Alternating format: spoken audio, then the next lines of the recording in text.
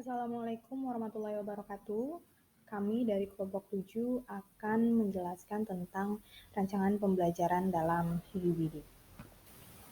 Dan pada kesempatan kali ini, kami dari kelompok 7 akan menjawab lembar kerja kelompok 3 yang berisi 3 pertanyaan terkait dengan elemen organize di dalam Where2. Sebelum kita lanjut, sebagaimana yang kita tahu di dalam Understanding by Design dengan menggunakan desain backward, ada 3 stages yang bisa dilakukan ketika kita ingin merancang pembelajaran. Yang pertama adalah state the learning goals, kemudian yang kedua adalah memilih bukti penilaian terhadap proses pembelajaran, dan yang ketiga adalah learning plan. Understanding by Design mengembangkan prinsip where-to dalam merancang learning plan di dalam kelas. Dan pada kesempatan kali ini, kelompok 7 mendapatkan tugas untuk menjelaskan elemen O, yaitu be organized. Be organized sendiri artinya adalah bagaimana kita mengatur proses pembelajaran atau alur dan desain pembelajaran untuk mengoptimalkan pemahaman yang mendalam, bukan superficial atau pemahaman dangkal dari peserta didik. Baik, langsung saja kita bahas lembar kerja untuk bagian organize dari kelompok 7. Pertanyaan pertama adalah pengalaman belajar apa yang paling baik sehingga dapat mengembangkan dan memperdalam pemahaman dari peserta didik. Kemudian pertanyaan kedua adalah bagaimana meminimalkan kemungkinan kesalahpahaman. And the last question is bagaimana mengatur dan mengurutkan pengajaran dan pembelajaran untuk memaksimalkan keterlibatan dan efektivitas dari proses pembelajaran. Dalam memberikan pengalaman belajar yang baik sehingga dapat mengembangkan dan memperdalam pemahaman dari peserta didik, ada 2 hal yang perlu diperhatikan oleh guru. Yang pertama adalah creating best learning design.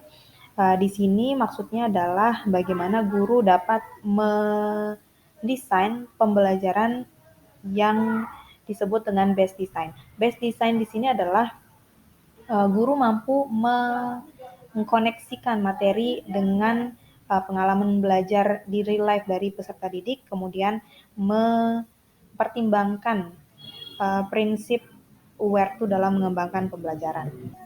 6 elemen dalam where-to menjadi aspek pertimbangan dalam mengembangkan urutan pembelajaran yang menghasilkan pengalaman belajar yang efektif dan melibatkan peserta didik di dalam prosesnya. Untuk menghasilkan pembelajaran yang disebut dengan best design, pemilihan model pembelajaran seperti learning, doing, reflecting, dan pendekatan whole part whole menjadi model pembelajaran yang dianggap berhasil dalam membangun pemahaman bermakna dan pembelajaran yang melibatkan peserta didik.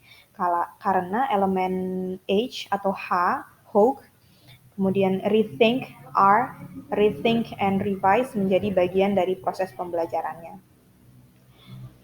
Prinsip pengembangan where-to percaya bahwa pembelajaran yang berhasil bukan pembelajaran yang terus berlanjut dan meninggalkan hal-hal yang belum selesai, tetapi melibatkan proses rethink and revise untuk mengklarifikasi pengetahuan yang dimiliki oleh peserta didik. Oleh karena itu, model pembelajaran problem-based learning dan case method menjadi model pembelajaran yang dapat merangsang proses berpikir dari peserta didik dan menghasilkan pembelajaran yang menyenangkan. Kemudian pertanyaan kedua adalah bagaimana meminimalkan kemungkinan kesalahpahaman, how to minimize the possibility of misunderstanding. Sumber kesalahpahaman di dalam merancang pembelajaran adalah ketika guru menganggap bahwa textbook adalah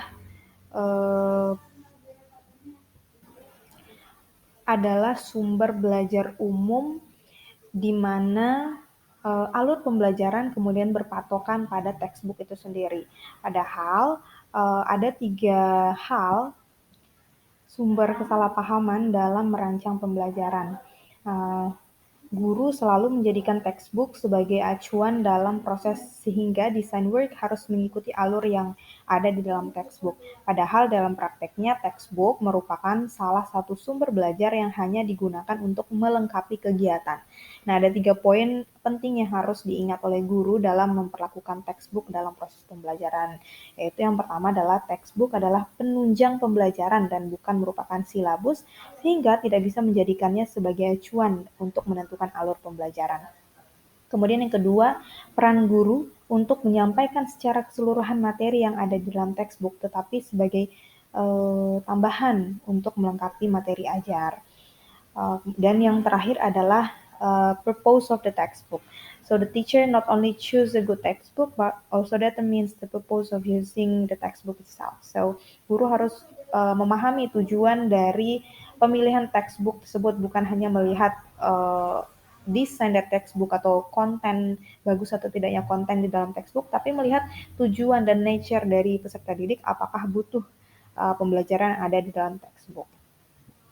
Pertanyaan ketiga, how will we organize and sequence the teaching and learning to maximize engagement and effectiveness?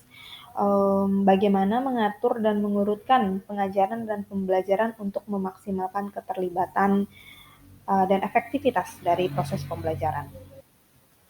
Urutan pembelajaran yang berfokus pada konten biasanya jarang dapat menghasilkan proses pembelajaran yang membuat peserta didik dapat terlibat dan membangun pemahaman terhadap materi, terutama guru yang menjadikan urutan konten di dalam textbook sebagai acuan dalam menentukan alur pembelajaran.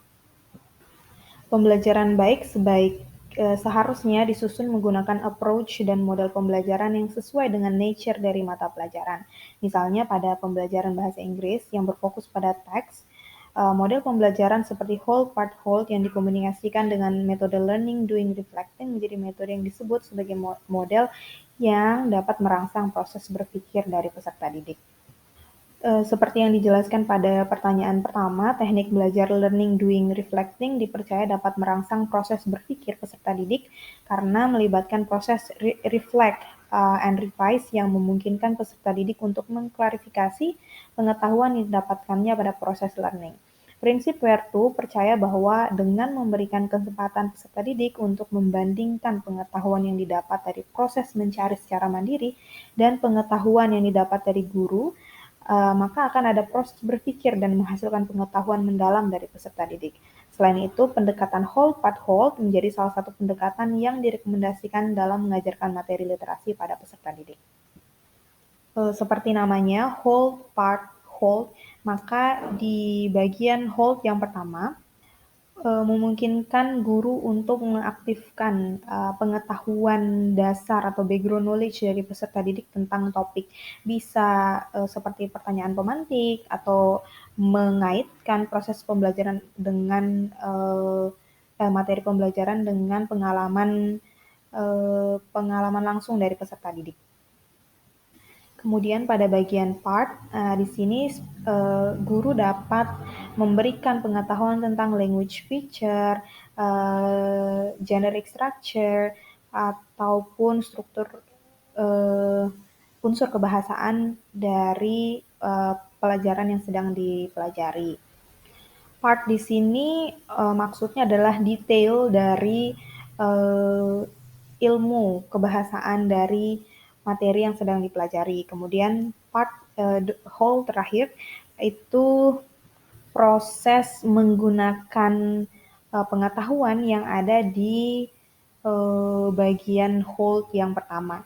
Jadi ilmu yang sudah didapatkan dari whole dan part nanti akan diimplementasikan di bagian whole yang kedua, seperti itu.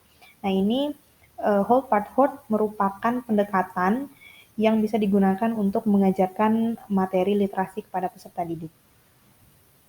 Untuk pembahasan lebih lanjut dari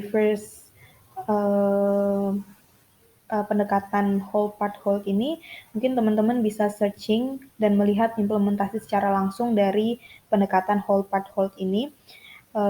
Dan mungkin sekian presentasi dari kelompok kami. Apabila ada pertanyaan bisa langsung memberikan komentar pada kolom diskusi. Thank you so much.